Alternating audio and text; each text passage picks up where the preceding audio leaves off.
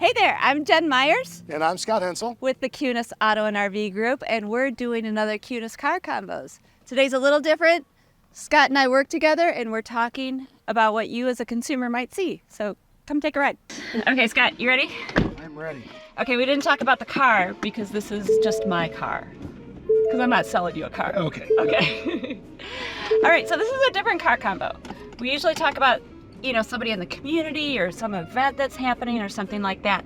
But Google, we're seeing a lot of search trends on Google and on different blog sites like car guys sort of sites about people who are asking about returning their car. Okay. And you're our director of finance. Yes. But you have a huge background in special finance, which are people with challenge credits. Correct. So, if you had a customer coming in right now, we have things that they say, when I bought the car, I was making more and now I'm not, or I can't pay for my car, or whatever. How do you take that phone call when somebody says, I can't have this car? What can I do? No, it's a great question, and we do have a lot of people in that circumstance, especially with the way prices have gone up, with used cars especially. Yeah. The payments are unattainable for some people, and if there's a disruption in their employment, things like that, they fall behind.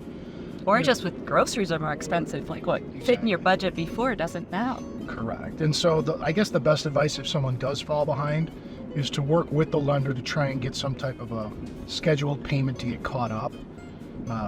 Unfortunately, sometimes people can't even do that, so now it becomes a repossession unit on their credit, which they will have options to purchase a vehicle. It's not going to be as favorable of options as when they had the previous loan. And then some people will look at legal advice too. Bankruptcies are up 13% this year, and largely in part because of automobiles, real estate, things like that. But you really advise, don't put your head in the sand. Call your banker and say, I need help with this. Correct. And most lenders will, because they know that you're not the only person dealing with this. Sure. And they don't want a car. They don't want a car back, because if they do, they take it to auction, they could lose thousands of dollars. Yeah. And so if they can keep someone in the car and keep collecting even the principal amount, it's worth looking into that. Now, you train your finance managers, or correct me if I'm wrong, but I believe you train your finance managers to be open to these conversations with people. Correct. That it's not always a buy a new car conversation. Sometimes it's, hey, here's where we're at. Let's. Correct. And usually people that do walk in with a credit challenge, we try and give them the right advice. A lot of people want a certain car. We want to try and convince them it's got to make sense. Let's get transportation. It's going to be a high interest rate. Let's not have the payment too much. Build the credit back up to be able to trade out of it. That is the key to building the credit. Right. I've heard of things like Credit Karma and stuff, and I know I've seen some people who think they're at a 700 now and they're not. How does that sort of thing work? So Credit Karma is basically a basic credit score dynamic. When you get into either auto or real estate, they have their own versions that weigh different accounts differently. So that's why you'll see someone with a 700 Credit Karma, and they could come in under auto, they're a 570. Oh, so gotcha. It's just a very vague overview. So it might be improved. They might have been at a 500. Correct. But that's typically what I see. Gotcha. So that's good to know, because I think those Credit Karma places are telling people we'll improve your score, and it gives people kind of a thinking they're in with great credit, and they're still kind of marginal. Correct. And even people with limited credit that don't have installment contracts. You and I both have college kids. That's where they're at. And so they might have maybe a couple credit cards. They might be a 700, but really in the auto world, there's nothing showing the bank I can afford a $20,000 or $25,000 auto loan. Yeah. And on a $500 credit limit. Right. Okay. I've also heard of voluntary repossession. What does that mean? And is that something you would advise somebody to do if they're... No, we would never advise that. You have the voluntary where the customer just can't afford it. They'll either bring it to the lender or to the dealership they bought it from and say, I just can't afford it. I'm gonna turn it away. That lender will then take it to auction, where they'll sell it to the highest bidder, and then that deficiency, they're going to go after the customer for that amount. So you're not free and clear. You're not free and clear. I mean, the difference is involuntary. That's when we actually have to go repossess it from you. Yeah. Voluntary, they drop it off. It's the same result. They still want to get their money. Yeah. Is it, if I were to do that, is that the same result on my credit score? So yes, it'll reflect on your credit score. And the thing I've seen too, Jen, let's say a customer has a repossession, we're able to get a loan. Yeah. And they drive it and pay on it perfect for 3 or 4 years. Now that does carry some weight with some lenders, but other lenders, if that first auto that was repossessed, if they re-report it current, it'll look like it's a recent repo. So when we submit it to a bank, it's going to show the date, and they're going to see recent repo, and there's going to be an automatic turndown. Some banks, you can actually talk to them, override that, but for the most part, they're all computerized decisions. Huh. Interesting. Now, I know a lot of people are in the situation now. COVID was crazy with the car industry, right? Correct. We had this chip shortage, so there were no new cars coming in. So then the used car market skyrocketed because anybody who needed a car, there's 20 cars and 40 buyers. Correct.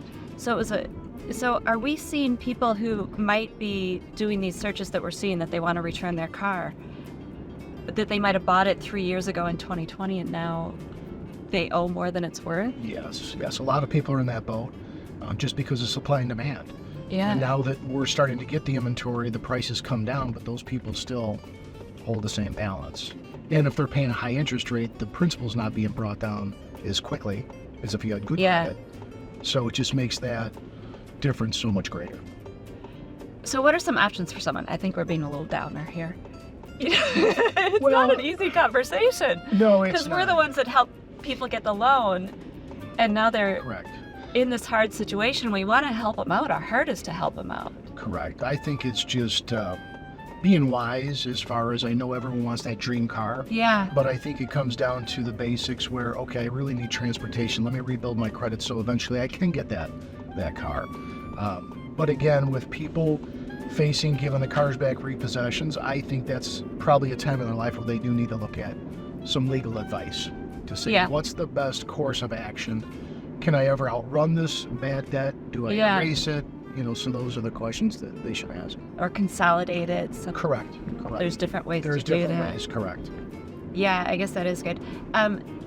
So when people have gone through a bankruptcy, are they like out of luck? Like when we were growing up, they used to say 7 years you can't do anything. Is that still the case? No, that's not the case. Yeah. So there's two different types.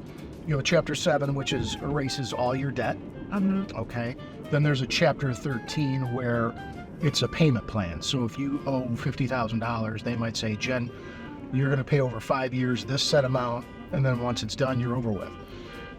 Either case, we can provide an auto sale financing. And you work with We work with different lenders, yes, because they know there's a lot of people in a situation and they still need transportation, especially if someone's on a Chapter 13.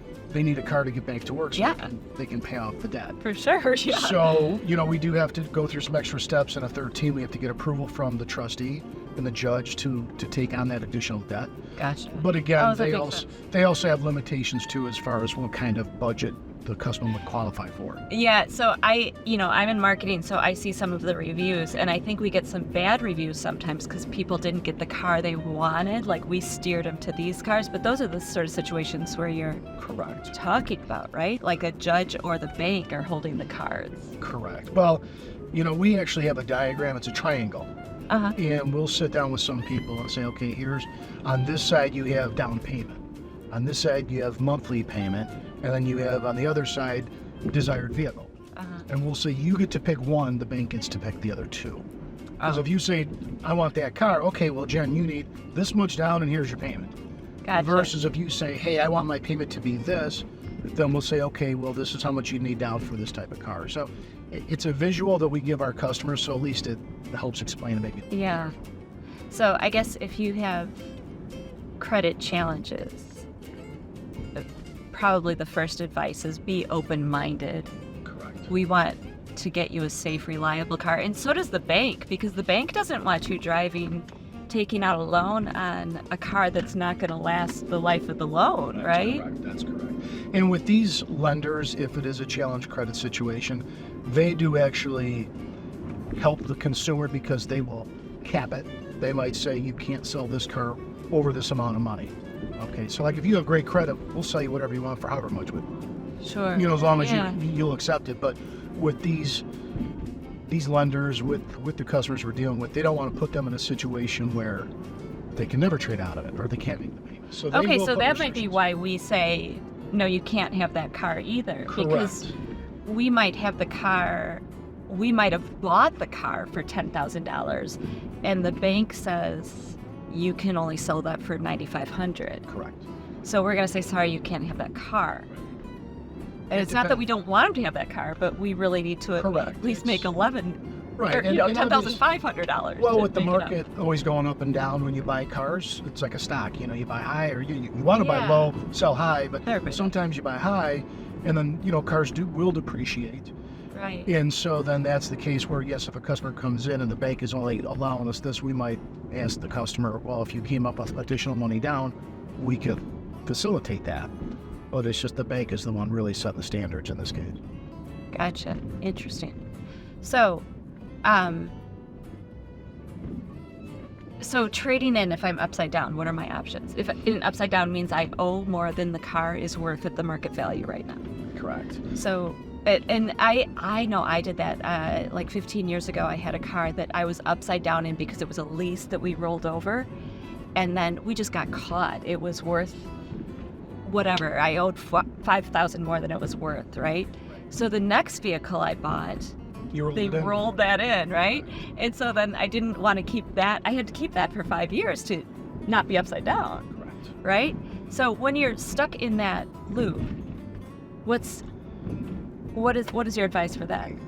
Money down. I mean, that's really the best advice, because a lot of people, you don't want to put any money down when you buy a car, and that's fine. And a lot of banks will allow that, but take in consideration the taxes and the fees and the licensing, it gets all tacked on. You're paying interest, and then it will depreciate. So, but the more down payment you have will offset that, and it won't leave you in that position where you're upside down.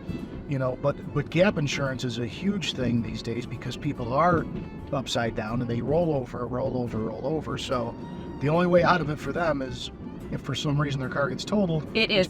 So take a minute, back up, because I don't think people think gap insurance is like this false little thing we try to sell, but it's big, right? So explain what gap insurance. What is the gap there? So the gap is if you take a loan out and car gets totaled, stolen, whatever, and your balance is $25,000, but if the insurance company says nope, it's only worth $18,000, you're responsible for that difference to pay off that loan. Yeah. Okay. I think people don't realize that. They don't realize they kind of think, I don't have a car, how can I have a loan? And they need another car, so now it's like you've got to pay that deficiency if you decide to. If not, it goes as a repossession, unfortunately. But a lot of times we just So what's your rule of thumb for gap insurance, right?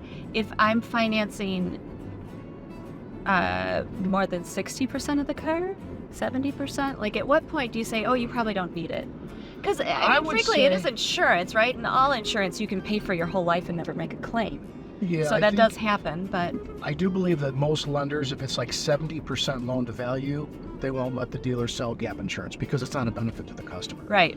Personally, for me, I would say if you're in the 80%, you should still be okay. But anything above that, absolutely, because you don't know where the market's going to be. So unless you're putting 20 or 30% down. Correct. You could, yeah. I mean, so it's a lot of people have been saved by it, and there's been a lot of people that don't have it, don't believe in it, or was told by someone that you don't need it. Right. And then something happens, and now they're stuck with the deficiency. And there are times you don't need it. Of course. If it's a $3,000 car that you're buying for your teenager, you probably don't care about gap insurance. Or if you're buying something for cash, you don't care about. It's only when you have a loan. Correct. And especially and took out a loan on most of the vehicles. And if it's a high interest loan, you definitely want to have that. Because the depreciation, you don't click. Your principal's not being cut down as fast. So. Okay, what else? What is your biggest thing? I mean, now you're a director of finance, so you manage all the stores and oversee that. But you used to be the one that customers would deal with, even when they came in and said, I need a car and I have bad credit, right? So what is your one biggest thing, if you could have that kind of customer, I have a credit challenge, what do you want them to know before they sit with you? Or even 6 months before they sit with you, before they know they'd be in a car? Like, what would be really helpful? If everybody did this, they'd be in a better position. Well, I think with most people, it's the little stuff that I see that'll take someone with a decent credit score and make it a bad credit score. Simple things like a judgment. There might be an AT&T judgment for $100, which could tank their credit score. And it might be just because it's the principal, I'm not going to pay it. I would say pay it. Get it off Pay it. there. It's not worth the principal. Utilities. I mean, try and pay it in pennies. pay it. If you want the principal. But that's the best advice. It's the little things too that can creep up and hit you. But a lot of times the banks will look for, let's see the positive pay, because there's going to be some bad stuff. Yeah. I mean, medical, pretty much everyone has medical these days. Yeah. So really they just look beyond that, in my opinion. Do they? I think so, yeah. But, I mean, just keeping a constant eye on it. And then when you do get the opportunity to get a new loan, is to make every effort, even do an auto pay. So this way you're not late. You don't have to worry about that being reported on your credit report. And bi-weekly auto pay helps a lot, doesn't it? Yeah, so if you did the every 2 weeks, that could take a 72-month loan and cut it by 6 months. That's crazy. Yep. So that basically means you gave me a $500 monthly payment, and instead of paying $500 on the 31st, I pay it every other Friday. And by the end of the year, I paid an extra payment or two. Mm-hmm. Yeah, that's pretty smart. Yep. And it doesn't really affect your budget. No. And then if I could do $260 every 2 weeks instead of even that. The more you apply to principal definitely will help when you go to treatment. Yeah. Yeah. Okay, what else do we need to talk about? We're almost back. I don't know. No? So really, I mean, at Kunes, a lot of dealers do work with credit challenge people, and sometimes they give them really bad deals. Just because it's kind of easy picking sometimes. And buy here, pay here's can get you a car, but sometimes it's not a great car. They kind of almost count on you repossessing. Correct. Possessing. But So- it's tough because there are people that, yes, they're in that position where if they come into our store and the bank requires $1,000 down, Yeah. and they just absolutely don't have it, that would be the case where if they go to a buy here, pay here, they could do that. They could do it. I mean, obviously the interest rate will be higher. It's going to be a small balance car because they don't want to have the risk. Yeah. And they do give people that opportunity. I always say it's a way to buy a car. It's not the way. Yeah. So Right. it's just a matter of where you're at financially and then with your credit, and that'll dictate as Right. far as if it's going to be a good thing or a bad thing. But what I love about what you do and when I first started working for Greg, and I think you and I have been here about 10 years, That's correct. that the heart behind working with credit challenge people is not to get another customer as much to really help somebody. Like, we really want to get them in a better position, Correct. sell them a safe car, they can get to work. Correct. And then hopefully if we got them in the right car and they make their payments for 2 years, now when they come back, Now the interest rate cuts in half or more than half. Which is and you watch them grow. huge, And I've had right? customers with me for over 20 years. They still reach out to me directly, which I love. yeah. But I met them when they were in a bankruptcy and they were at 22%. And now when they call, they're at whatever the current rate is, 4, 5, 6%. Which is awesome. That's got to which is feel so fantastic. good, right? It is. But the fact is I love helping people to put them in a better spot than Yeah. they were. And so it's very rewarding. Yeah. Yeah. Let's do more of that. Let's do it. All right. Thanks, Scott. Thank you. Okay.